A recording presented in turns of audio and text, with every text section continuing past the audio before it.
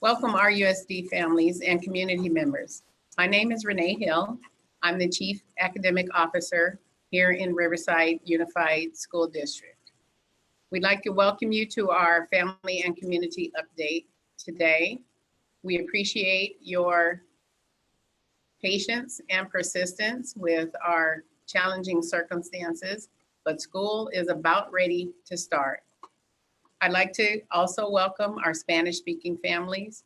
We are broadcasting a Spanish simulcast at the same time on our YouTube channel, so thank you for joining us.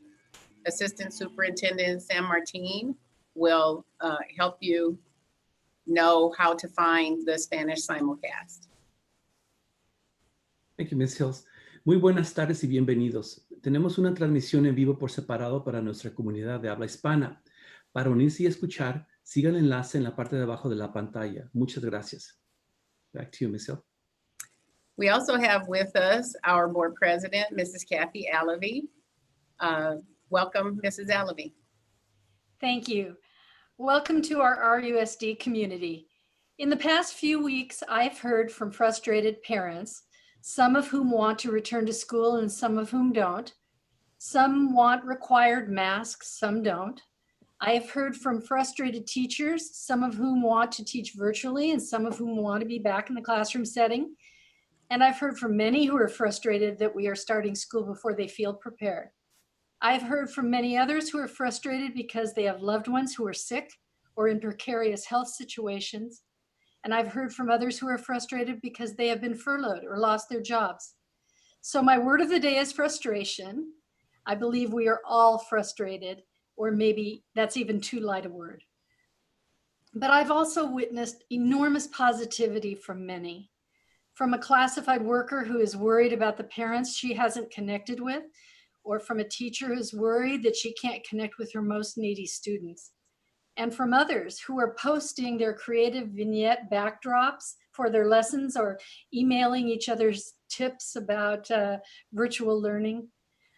The one group I rarely hear from are students. I think they're just hoping that we can connect, that they can connect with their teachers, their friends, their lessons. But they're probably just as frustrated as we are. I sympathize with you all. If one clear path was obvious, we would have already taken it. Instead, we are walking around boulders, trying to manage the best way we can, asking for you to walk with us through the start of the school year this coming Monday. Whatever ups and downs we will face, we will work them out together. And someday we will all be returning to school as we knew it best. Thank you, Ms. Hill.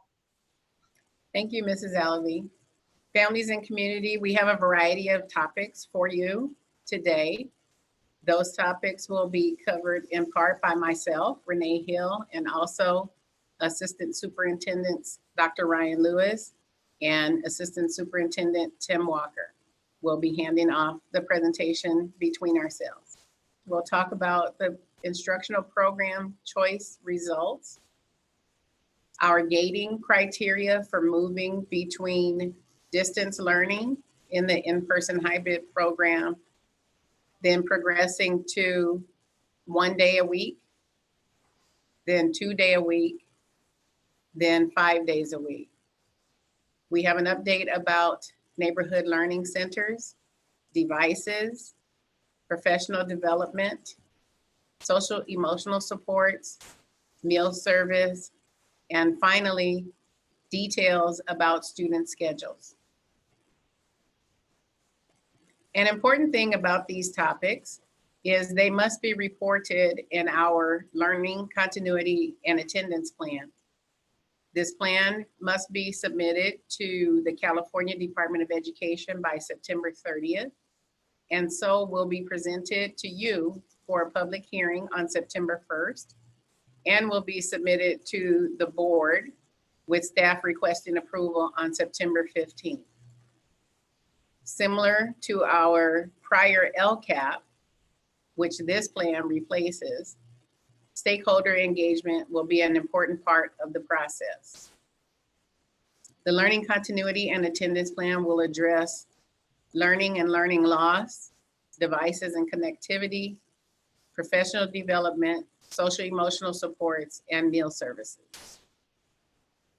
we had 92% of our families express their choice for instructional program. 3% of our families chose a home-based program where the family will be the primary instructor, meeting with a certificated teacher once a month and touching base weekly. About 38% of our families chose the virtual program choice, where they would stay in distance learning mode for the entire year.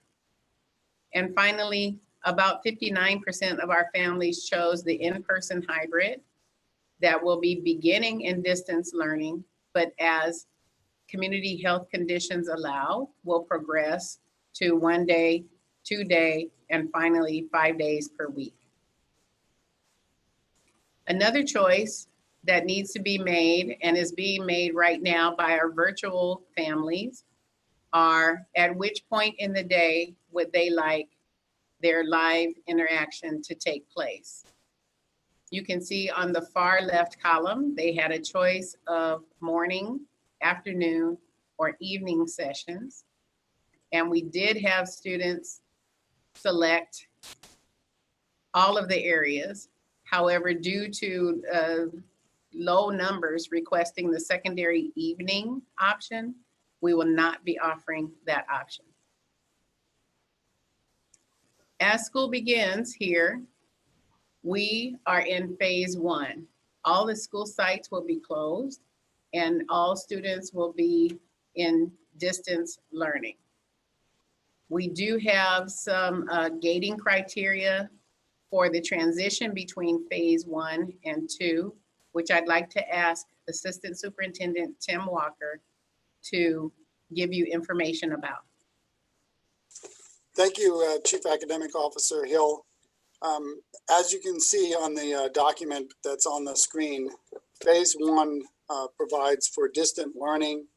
All of our schools are closed to in-person delivery of education, and we will be monitoring the metrics that are provided by the state through our county while we're on the monitoring list.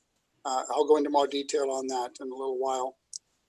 Then when we get to the issue of looking for opening of schools, the state plan provides for safe in-learn school-based education using our metrics for the county public health department. Schools that don't meet the requirement and districts that don't meet the requirement begin the year in distant learning. That's where we are at the moment.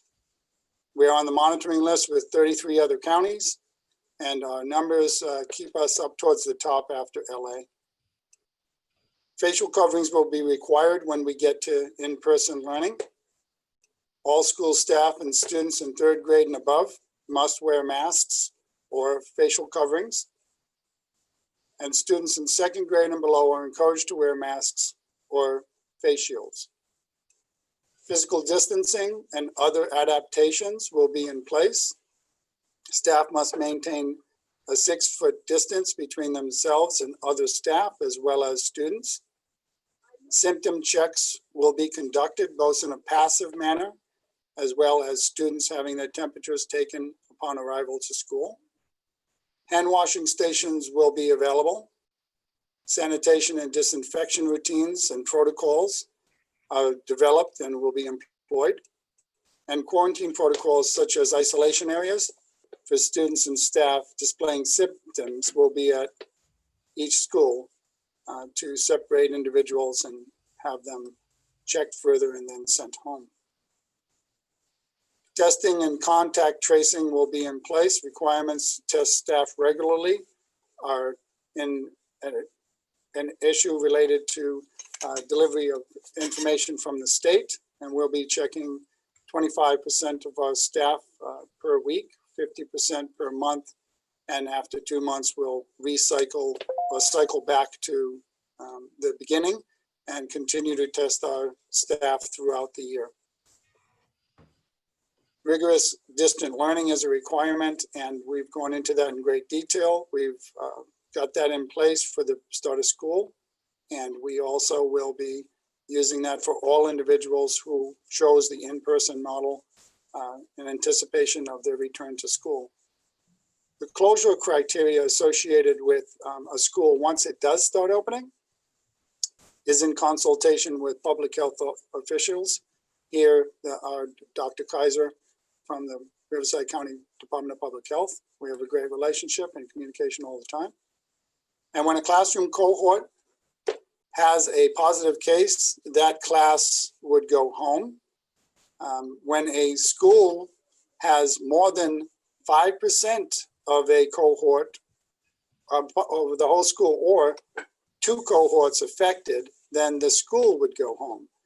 When I say go home, it means that we go on distant learning and they are quarantined for a period of 14 days. And then a district goes home, the whole district would go on distant learning if 25% of the schools were impacted. The goal here is, of course, when we start to go back to school, we're seeing a decline of the COVID-19 infection rate, and we've met the criteria that you'll hear in a few minutes related to our ability to get back to school. And the hope is that our numbers of individuals continuing to become infected will decrease as we return to school and provide the safety protocols that will be in place. The county monitoring criteria that is looked at in order for us to get off the monitoring list and be able to go to our second phase, which would be a 1-day-a-week model, is the case rate per 100,000 individuals in the county, and that we're looking for a case rate of about 100. As you'll see in a moment, the case rate at the moment is over 300, so we have a little bit of work to do in that area as a county. The testing positivity rate for a 7-day average with a 7-day lag, we're looking for less than 8%. Currently, Riverside County is at 9.4%. The data that you'll see in a minute is a little bit higher because it was from July 31st.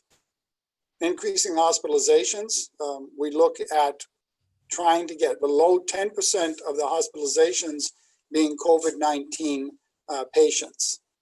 That's a metrics that will be looked at. I'll give you some data on that in a moment. And then the availability of ICU beds, we want to have more than 20% of those beds available at any time. And then availability of ventilators, we want to have more than 25% of the total capacity of ventilators available at any time. When we meet these metrics for a period of 14 days, then we can begin to plan to reopen the schools to in-person learning, and we'll get into that a little bit more with the second phase. If you look here, the in-person overview for phase 2 would be the hybrid 1-day model, and then phase 3 we would go to a hybrid 2-day model. We would be able to move in that direction as we get into a situation where stability for the 1-day phase meet our criteria. We're off the monitoring list for 14 days. We would give notice for 14 days that we're coming back to a 1-day model.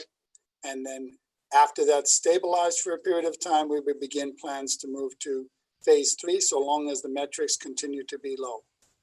And then this is showing you the phase 1 to phase 2. We meet all the criteria. We're off the monitoring list for 14 days. And we notify families and employees that we'll be returning to work in 2 days. So you're talking about a month, about 14 days of being off the list, and then 14 days of lead time to provide families with the ability to make plans and to get their children ready to come to school 1 day a week while distant learning continues for the rest of that week. When we get to phase 2, we would be moving now with stability in our monitoring of the metrics that are in the county. We're off the monitoring list. We've gone through phase 2 and we are stable. The numbers continue to be good. We would look for a 14-day period of stability, and then again notify parents and staff that we are ready to go to phase 3 with a 2-day hybrid model. And just about a month later, we would be going from phase 2 to phase 3. Thank you, Assistant Superintendent Tim Walker. In preparation for district sites and office buildings to open. Our maintenance and operations team has provided each building with signage and with protective materials as you see listed here. As the school time progresses, we know that some families may have to make adjustments. While we did ask families to commit for a full year to their instructional program choice, we will entertain some transitions by request as those transitions may be available. So here you see the windows of time that will be open for families to make those transition requests. They coincide with the ends of the grading periods, trimesters for elementary and semesters for secondary, because teachers have a similar pacing. However, they are not tied to have the same pacing by day or by week. Teachers have been asked to meet certain points in time at the grading period so that transitions will be more fluid. The impacts of these transitions could be great, however, for class availability and for the teacher that's assigned to students.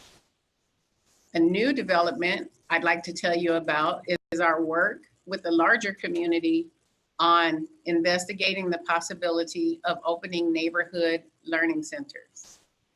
A number of people across the area have been building partnerships, including with the city, to see what facilities could be made available and what staffing could be provided so that students who need a safe place to be during the day will have a place to go. That plan is currently under construction and we'll have more news for you as it develops. Of course, an important part of distance learning is device availability and connectivity. At the moment, we have 22,000 Chromebooks already distributed. And on the instructional choice form, another 7,500 students indicated that they needed a Chromebook. Those Chromebooks are at school sites, and the Chromebook distribution will be handled by each school site. In the spring, we distributed about 350 hotspots, and we had a request for another 1,700. We have those hotspots available now for distribution, and they will also be checked out from the school sites beginning today.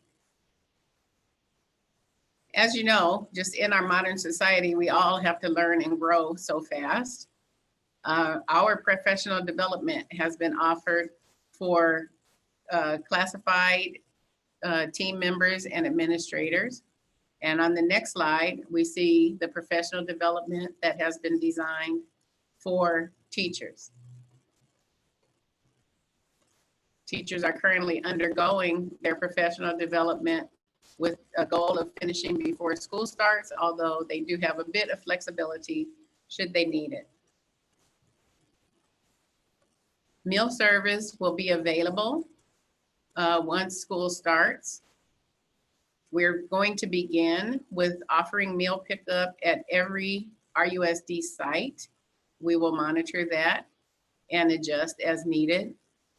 Currently, the plan is that meals will be available midday on Tuesdays and Thursdays with a drive-through for all RUSD students. The person who is picking up needs to have the student identification number, but the student does not need to be present. Unlike the summer program, it is not for any child up to age 18. It is for RUSD students, and their ID is required. The meals are offered under the qualification program, so it's very important to complete the meal application. And the pay qualifications are free, reduced, or paid. We strive to maintain constant communication with you. So as you know, We use a variety of platforms. And since school is starting, now our school sites have begun to communicate with families in their own forms. In addition to communication, we're offering social emotional supports for students, families, and staff. You see a variety of social emotional supports there that range from our professionals that work with students, knowing about trauma-informed practices. We have and will offer group and individual counseling. We are training people to be able to do suicide risk assessments in the virtual environment. We do offer wellness opportunities for employees and webinars for families. At this time, I'd like to invite Assistant Superintendent Ryan Lewis to give us some information about student schedules. Thank you, Ms. Hill. What I would like to do is provide an overview of each of the schedules that are available to our families and students. At this time, all of our families have submitted their request for schedules, their time selections in the virtual program, and all of that is currently being processed at both the school sites for the in-person program and in the virtual schedule. Just as a quick overview, on the virtual program, we have 3 different schedules for elementary. Your your live instruction will either be in the morning, afternoon, or evening, and I'll review those schedules. And for secondary schools, middle and high school, your live instruction will either be in the morning or afternoon. In the in-person program, we'll review the elementary schedule and also the secondary schedule. All students, as of this weekend on Sunday, you will be able to check your student schedule. On elementary, you'll be able to check in via classroom.google.com and look at your schedule there. And secondary, you'll be able to check via Aries. So we'll start with our virtual elementary schedule. As a parent and family, the way you're going to read our schedules is across the top, you will see the duration in red, the time consideration, what is going to be taught or delivered, and then whether that's going to be live or independent work. When you see independent work, that's where students will be working by themselves on assignments created in Google Classroom. And where you see live interaction or online session, that's where they'll be engaging live with their teacher. So in this example, this is going to be Monday, Tuesday, Thursday, and Friday, the morning session for elementary virtual. And you'll notice from 8:30 to 10 o'clock, that is content block 1, that is live interaction. Students will then have a break, and then they will finish their live interaction from 10:15 to 11:45. This is the time where their teacher will be meeting via Google Meet, and they will be having all of their live instruction. Then as you move down the schedule, you'll see there is time for lunch for the student.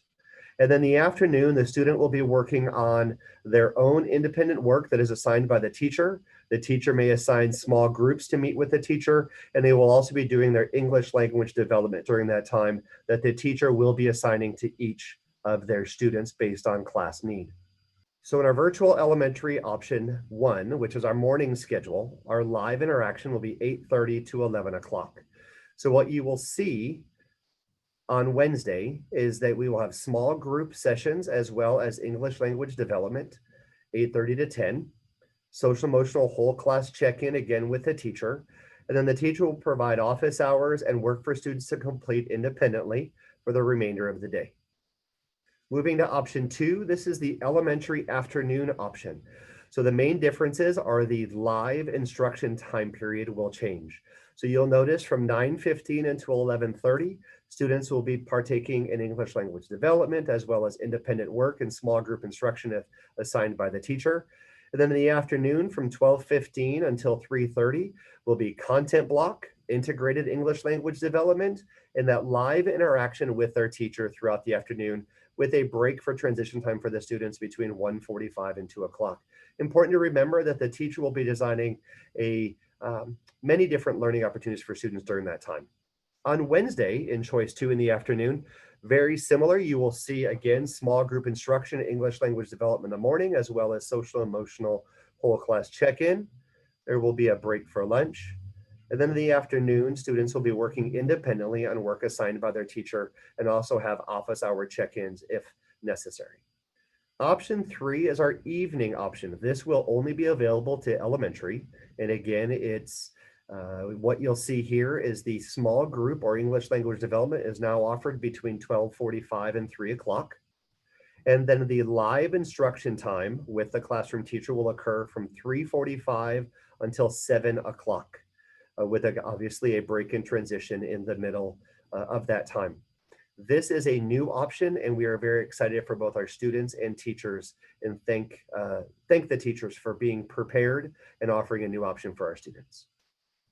On Wednesday, the schedule will also remain the same, where you will see small group and social emotional check-in from 1:15 until 3:45, and then office hours and independent work in the afternoon or evening from 4:25 until 7:15, where the teacher will have assigned independent work and also be hosting office hours. Now we will transition to our middle and high school schedules in the virtual model. This is the morning option, or option 1. And the way these schedules are designed, again, is students are assigned a block schedule. All of their live instruction will occur in the morning. So as you read this schedule on a period 1, 3, 5 day, you will have students receiving live instruction in period 1 from 8 until 8:50. There will be a transition time of 10 minutes.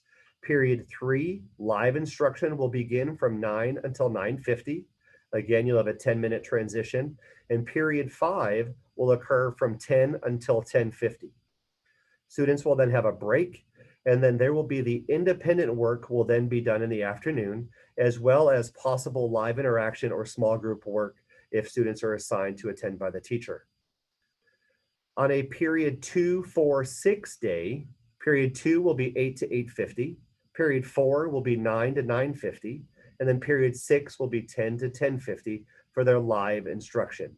And then in the afternoon, students will complete their independent work, and also any small group or additional supports that are needed, teachers will be assigning those to students. On Wednesdays, students will have a all periods day schedule where they will see all teachers in 20-minute segments. So you will see period 1, 8 to 8:20, and then there will be a 10-minute transition time. And they will go through all of their schedule on Wednesdays, touching base with all teachers. And again, teachers will be assigning independent work for the afternoon, as well as office hours for students who are needing additional support. The afternoon session just changes the time frame of live instruction. So now all of the independent work or additional supports will be provided in the morning from 8:40 until 11:55. And live instruction will begin at 12:40 and conclude at 3:30. And again, on periods 1, 3, and 5, on that block day, you will see teachers from 12:40 until 1:30. There will be a transition time, and then you'll finish the rest of your day. Then the following day, you will see teachers on periods 2, 4, and 6, again, following the schedule provided. On Wednesday, again, it will be an all periods day where students will see all of their teachers beginning at 12:30, again with 20-minute check-ins, and concluding at 3:30 for the afternoon option. Now, as we switch to the in-person schedule, this is an important time to remind everyone in both the virtual and in person, student attendance to the assigned time periods is mandatory and attendance will be taken. As we now move to the elementary distance learning phase 1 schedule, this schedule will be followed on Mondays, Tuesdays, Thursdays, and Fridays, and you will see TK or transitional kindergarten all the way through 6th grade. The important thing to remember here is where you see live instruction, that's where your students will be engaging live with their teacher. This schedule will mirror more of a traditional school day where you will have students and teachers interacting. Teachers will be assigning assignments to be completed or students to work in work that has been previously assigned. There will all be small group activities as well as English language development. And then you'll also notice in TK and kindergarten in the afternoon, there's also a time for parents or students to connect with their teachers. At the end of the day, across the schedule, you will see independent activity. This is where students will be completing work assigned during the day by their teachers that they'll be able to complete on their own. On Wednesdays, this is the schedule you will see following, again, beginning with a live opening. You will have small group and independent activity from the 8:30 until 10 o'clock window, where students will be assigned to meet with teachers as needed. And then you will have office hours, or you will have independent work, is also known as office hours, where students are able to both check in with their teacher and also complete work that has been assigned by their teacher from that 10:30 to 12 o'clock window, as well as 1 to 1:30 students will have independent activity or independent work that has been previously assigned that they will need to complete. The next schedule shows secondary. This is grades 7 through 12 on what it will look like Monday, Tuesday, Thursday, and Friday in phase 1. And as you read this schedule, you will see that period 1 and 2 will begin 8 to 8:50. And then what that means is on a 1-3-5 day, where you have periods 1, periods 3, and period 5, you will begin period 1, 8 to 8:50. And then there will be time for students to complete the independent assignments for period 1 from 9 to 9:55. This is time where the teacher will be able to meet with small groups, provide additional supports, but students will be completing independent activity. Period 3 live instruction will begin 10:15 to 11:05. And then from 11:15 until 12:10, students that were in period 3 will be working on their independent work, or again, work that was assigned, or teachers will be meeting with students as necessary. There is time for lunch provided. And then period 5 live interaction will begin 12:55 to 1:45, with again from 1:55 until 2:50, time for students in 5th period to complete independent work or provide additional supports with teachers as necessary. On the 2, 4, and 6 period days, they will follow the same schedule, but that will be on the following day. So for example, period 2 would be 8 to 8:50, and then followed by independent work time for period 2, 9 to 9:55, and the rest of the schedule would follow accordingly for periods 4 and 6.